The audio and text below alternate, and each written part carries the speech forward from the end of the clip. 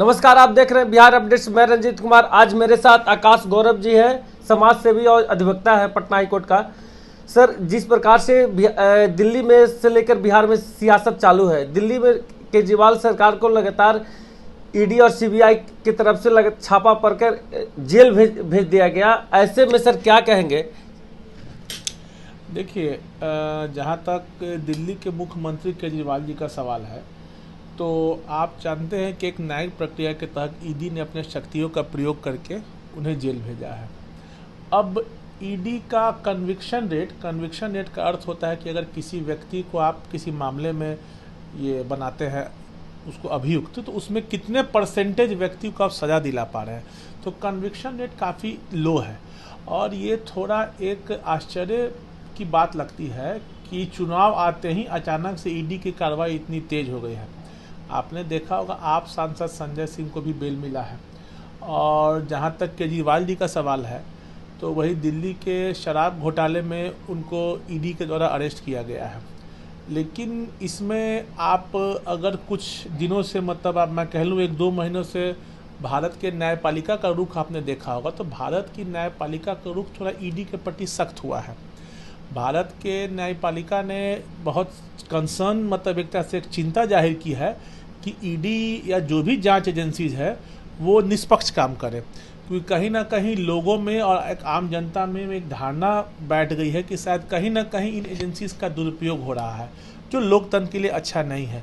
आपको बता दूं, लोकतंत्र में बैलेंसिंग ऑफ पावर हमारे संविधान ने हमें दिया है, जिसमें कार्यपालिका, न्यायपालिका, विधायिका सब लोग स्वतंत्र रूप से एक दूसरे को चेक करें।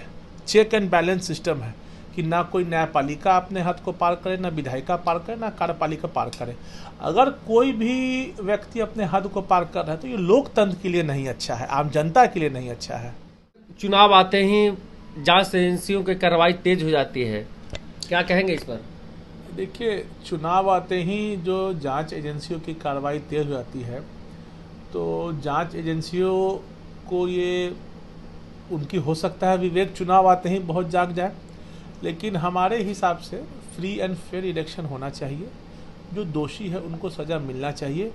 और चुनाव के पहले जब आचार संहिता लग जाए, मतलब इस पर कोई कानून नहीं, पर मेरी निजी राय है कि जब आचार संहिता लग जाए तो इस तरह का, अगर कोई सीरियस क्रिमिनल एलिगेशन नहीं हो, तो इस तरह के मामलों में चुनाव तक सभी राजनीतिक दल को छूट मिलनी चाहिए, ताकि वो फ्री एंड फेयर तरीके से जनता के बीच जाके वोट की मांग कर सके। और जहाँ तक जांच एजेंसियों का सवाल है, तो मैं माननीय न्यायालय से अपील करूँगा, जनता से भी, कि सारी जांच एजेंसियों को सरकार के नियंत्रण से समाप्त करके न्यायालय के अधीन कर देना चाहिए, क्योंकि जिसकी सरकार आएगी वो अपने जांच एजेंसियों का दुरुपयोग करेगी।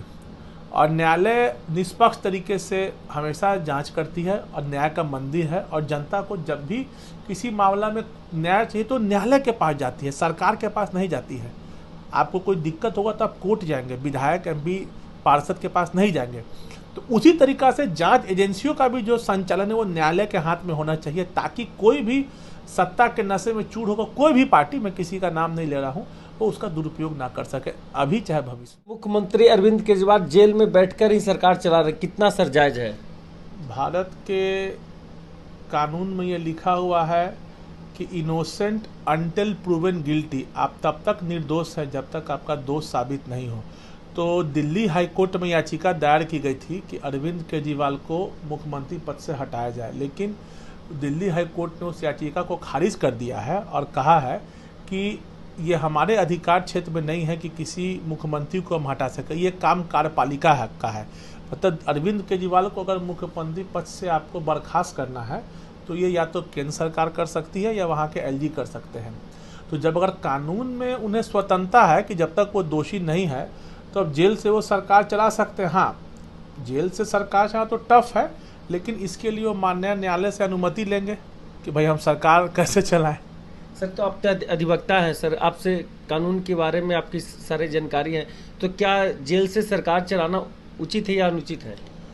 देखिए, आज के डेट में भारत के वर्तमान राजनीतिक परिप्रेक्ष्य को देख के उचित अनुचित निर्णय लेना बड़ा टफ है। ये निर्णय जनता लेगी।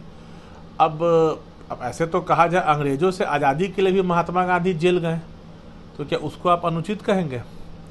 तो इसलिए सब लोग अपना राजनीति कर रहे हैं।